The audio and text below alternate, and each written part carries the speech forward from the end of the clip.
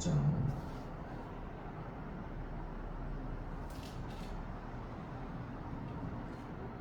11절 말씀부터 22절 말씀까지 나왔습니다.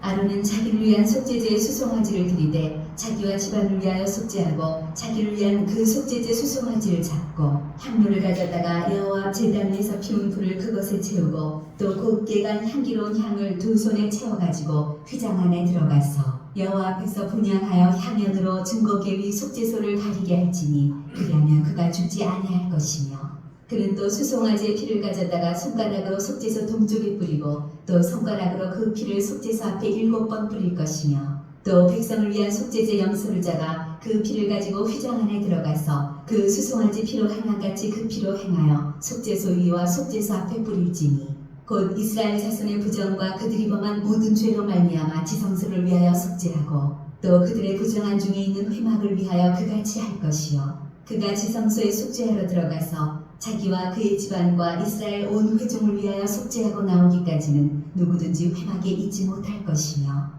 그는 여호와 앞 제단으로 나와서 그것을 위하여 속죄할지니 곧 그 수송아지의 피와 염소의 피를 가져다가 제단 귀퉁이 뿔들에 바르고 또 손가락으로 그 피를 그 위에 7번 뿌려 이스라엘 자손의 부정에서 제단을 상결하게 할 것이요 그 지성소와 회막과 제단을 위하여 속죄하기를 마친 후에 살아있는 염소를 드리되 아론은 그의 두 손으로 살아있는 염소의 머리에 안수하여 이스라엘 자손의 모든 불의와 그 범한 모든 죄를 아뢰고 그 죄를 염소의 머리에 두어 미리 정한 사람에게 맡겨 광야로 보낼지니 염소가 그들의 모든 불의를 지고 접근하기 어려운 땅에 이르거든 그는 그 염소를 광야에 놓을지니라.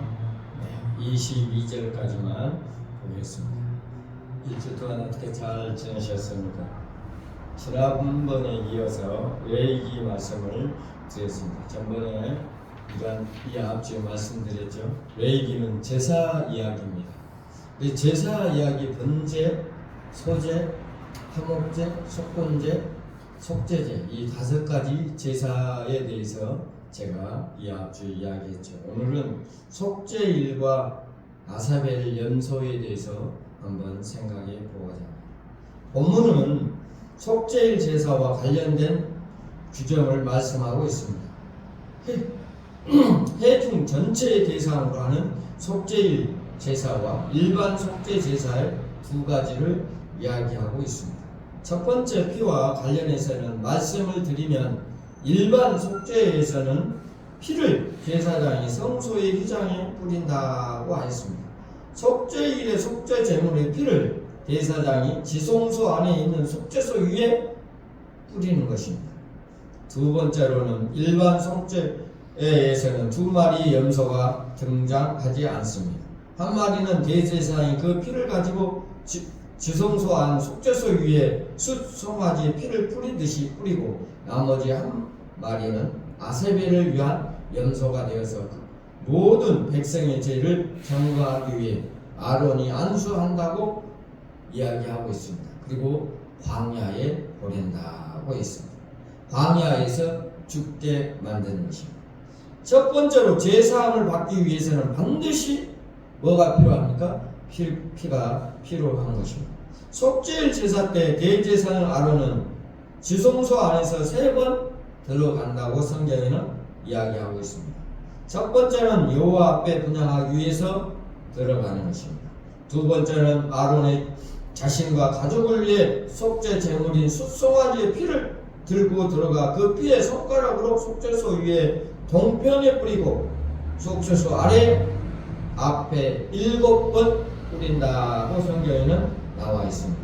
세 번째는 아론이 백성을 위해 염소의 피를 들고 들어가 속죄소 위에 동편에 뿌리고 속죄소 아래 앞에 7번 똑같이 뿌린다고 성경에는 나와 있습니다. 속죄 제물인 숫송아지나 염소의 피가 속죄소 그 위에 앞에 뿌려진 것은 공의로운 하나님을 이야기하고 있습니다. 앞에 인간의 죄가 사함을 받기 위해서는 속죄의 피가 필요하다는 사실을 말해줍니다. 피가 죄를 덮고 피가 죄를 사해 준다는 것입니다. 피 흘림이 없이는 사함도 없다고 히브리서 9장 22절에는 이야기해 주고 있습니다. 사망의 죄값, 즉 로마서 6장 23절에는 사망의 죄값을 치르는 유일한 길은 피 흘림이 없이는 불가능하다는 것입니다. 이스라엘이 애굽에서 나올 때 6월절 어린 양의 피가 발라진 곳에 죽음의 사자가 어쨌습니까? 넘어갔죠. 생명을 보존했던 것입니다. 피가 없는 집에서는 짐승이든 사람이든 장자가 모두 다 죽음을 맛보았다고 성경에는 나와 있습니다. 하나님이 어린 양의 피가 뿌려진 것을 볼 때 하나님은 그 피를 보고 만족해 하신다는 것입니다. 그래서 하나님께서는 육체의 생명을 피로 있음이라고 이야기하고 있습니다. 내가 이 피를 너희에게 주어 제단에 뿌려 너희의 생명을 위하여 속죄하게 하리니 이렇게 이야기하고 있습니다. 생명의 피에 있으므로 피가 죄를 속한다고 했습니다. 레위기 17장 11절에 이야기하고 있습니다. 그러나 이렇게 들여진 소와 양, 염소의 피를 불완전한 제물에 불과하는 것입니다. 왜냐하면 짐승이 인간의 죄를 완전히 사함을 주지 못하기 때문입니다.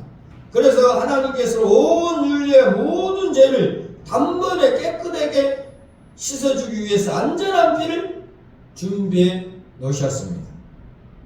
하나님의 큰 사랑이 아닐 수 없습니다. 하나님이 준비해 놓으신 안전한 제물은 누구입니까? 안전한 인간이면서 죄가 없으신 분, 성자 하나님 예수 그리스도를 이야기하고 있습니다. 예수님은 우리가 하나님 앞에 안전한 제사함을 받고 생명을 받을 수 있는 길을 열어주셨습니다. 내가 곧 길이요 진리요 생명이니 나로 말미암은 자고는 아버지께로 갈 자가 없다고 이야기하고 있습니다. 요한복음 3장 16절은 하나님이 세상을 이처럼 사랑하사 독생자를 주셨으니 이는 저를 믿는 자마다 멸망치 않고 영생을 얻게 하심이라고 말씀하고 있습니다. 요한복음 1장 12절은 뭐라고 그랬습니까? 영접하는 자 곧 그를 믿는 자는 하나님의 자녀가 되는 권세를 주신다고 말씀하고 있습니다. 그러므로 형제들아 우리가 예수의 피 힘입어 성소에 들어갈 담력을 얻었나니 그의 길은 우리를 위하여 휘장 가운데 열어놓으신 새로운 살 길이요 휘장은 곧 육체라. 히브리서 10장 19절에서 20절에는 이야기해 주고 있는 것입니다. 예수님이 십자가에서 죽으실 때 성전 휘장이 위에서 아래로 쭉 찢어진 일은 발생했다고 성경에는 나와 있습니다. 이 사건은 바로 그리스도의 죽음으로 성소와 지성소를 가로막고 있는 휘장이 사라졌다는 의미입니다.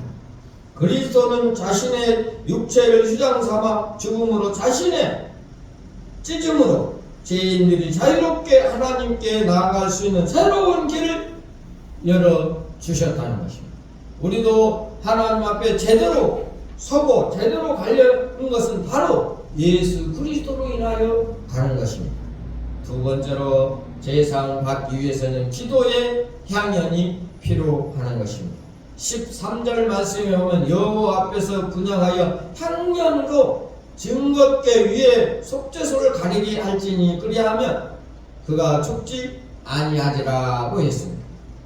지성소에는 하나님의 영광이 가득한 곳이라고 성경에는 나와 있습니다. 하나님의 영광이 직접 본 자는 살 수 없기 때문에 향연을 피워 속죄소를 가리게 되면 향연이 간접적인 자단방 역할을 함으로 대제사장이 살게 된다고 성경에 나와 있습니다. 이런 의미에서 기도는 상징의 향연으로 특별히 죄인들 공의의 하나님 앞에 설 수 있도록 하는 그리스도의 중보 기도를 상징한다고 볼 수가 있습니다. 그러므로 자기를 힘입어 하나님께 나아가는 자들을 온전히 구원하실 것입니다. 이는 그가 항상 살아계셔서 그들을 위하여 간구하시느라고 히브리서 7장 25절에는 이야기해 주고 있는 것입니다. 17절의 말씀에 보면 대제사장이 지성소에 속하려 들어갈 때 자기와 그 권속과 온 회중을 위하여 속죄하고 나오기까지 누구도 희망에 잊지 못하게 하였습니다. 즉 속죄일에 대제사장이 자신과 이스라엘 온 회중을 위하여 속죄 사역을 거행하는 동안에는 대제사장 외에는 다른 사람은 성막 본체 안에 머물러 있어서는 안 된다는 것입니다. 즉 오직 대제사장이 중보 사역만으로 성막 안에서 속죄 제사를 감당할 수 있었습니다. 예수님은 겟세마네 동산에서 기도하실 때에 제자들과 예수님과 함께 기도하고 싶었으나 결국 예수님 혼자 십자가에 지시고 골고다 언덕길이 올라가셨던 것입니다. 흑암이 3시간 동안이나 임하긴 했지만 제3을 위한 길은 오직 예수님 단독으로 가셔야 하고 애롭고 고독한 길이라는 것입니다. 우리가 예수 믿는 것이 힘들고 어렵고 고독한 길이라 할지라도 예수님의 그 십자가를 바라보고 순종하며 살아가는 우리 대림 새생명교회 모든 성도들이 되시기를 바랍니다. 나의 하나님 어찌하여 나를 버리시나이까 하면서 예수님은 기도했습니다.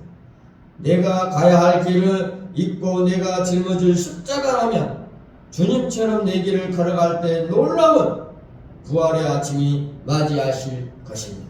여러분도 십자가가 있지 않습니까? 여러분의 십자가는 어떠한 십자가입니까? 물질입니까? 건강입니까? 사회 명예입니까? 하나님께서 여러분의 십자가를 다 해결해 주실 것입니다. 그것이 바로 뭡니까? 여러분 속에 있는 마음을 주님께 아뢰라는 것입니다. 하나님께 기도로 하나님께 아뢰 때 그 십자가를 해결해 주실 것입니다. 셋째로 제사함을 받기 위해서는 아사벨이라는 유한 염소가 필요했던 것입니다. 본문 20절 22절 말씀을 보면 아사셀을 위한 염소 규정이 나옵니다. 아사셀이라는 염소는 말과 가버린다, 사라진다는 말의 합성어로 되어 있다고 합니다. 내어보내는 염소라는 뜻입니다. 아사벨을 위한 염소가 광야에 보내지기 위해서는 그 전에 반드시 다른 한 마리 염소가 속죄 제물로 희생되어야 한다는 것입니다. 이미 한 마리 염소는 대제사장이 지성소에 들어가 속죄소 위에 피를 뿌렸습니다. 대제사장이 속죄소 위에 피를 뿌린 장면은 오직 대제사장 혼자서 하는 일입니다. 백성들은 볼 수 없었고 대제사장은 지성소에서 무사히 살아나오기를 위해서 많은 사람들은 기도를 하고 있었던 것입니다. 그 증거를 보고 하나님이 아무리 우리를 죄를 다 용서해 주셨구나 하는 것입니다. 21절 말씀을 보면 대제사장은 살아서 광야로 보낸 아사셀 염소에게 두 손으로 안수하고 라고 이야기하고 있습니다. 일반적으로 안수할 때는 한 손으로 안수를 한다 하지만 이사벨 염소는 두 손으로 안수한다고 그랬습니다. 아론은 안수할 때 이스라엘 자손을 향한 모든 불의와 그 범한 모든 죄를 아랬다고 이야기하고 있습니다. 제사함을 받고 싶다면 두리뭉실하게 고백하지 말기를 바랍니다. 모든 불의와 범한 죄를 구체적으로 낱낱이 하나님께 구하시길 바랍니다. 모든 불의와 범한 모든 죄를 구체적으로 낱낱이 구하지 않고 두리뭉실하게 모든 것을 하나님 앞에 고백한다면 하나님도 그를 좋아하지 않으십니다. 모든 백성의 죄를 진 아사벨은 염소는 미리 정해진 사람을 통해 무인지경의 광야로 보내지게 되는 것입니다. 이런 아사벨의 염소는 영적으로 우리의 죄를 짚고 골고다 언덕으로 오르신 예수 그리스도의 상징이라 이야기할 수가 있습니다. 레위기는 이 앞주에도 이야기했지만 제사에 대해서 이야기한 말씀입니다. 제사는 우리는 누구를 위해 드립니까? 우리의 제사함을 받기 위해 드리는 것입니다. 우리 제사함은 예수 그리스도밖에 없다는 사실을 아시기를 바랍니다. 레이기 전체가 모든 것이 제사함입니다. 여러분의 제사함은 하나님이 예수 그리스도를 통해서 다 용서함을 받을 수 있다는 사실을 믿고 의지하는 우리 대림 새생명교회 모든 성도들이 되시기를 바랍니다. 성경 전체가 예수 그리스도의 이야기라는 것을 생각하고, 예수님은 구약에는 무엇입니까? 오실 예수님에 대해서, 신약은 오신 예수님에 대해서 이야기해 주고 있습니다. 특별히 레위기는 제사에 대해서 나왔는데 예수님의 그 피가 바로 레위기에 나오는 것입니다. 하나님의 말씀을 순종하는 우리 대림 새생명교회는 하나님 앞에 늘 순종의 말씀으로 살아가는 우리 새생명교회 되게 하여 주실 것을 하나님께 간절히 기도하는 사람들이 되시기를 바랍니다. 다 같이 기도하겠습니다. 하나님 아버지, 오늘 하나님 앞에 간절히 기도합니다. 우리의 모든 죄를 고백하고 하나님 앞에 용서함을 받게 하여 주시옵소서. 우리의 삶을 주님께 맡기는 삶이 되게 하여 주시옵소서. 우리 대림 새생명교회 모든 성도들이 하나님 나라를 위하여 쓰임받는 놀라운 역사가 일어나게 하여 주시옵소서. 예수님의 이름으로 간절히 기도하옵나이다. 아멘.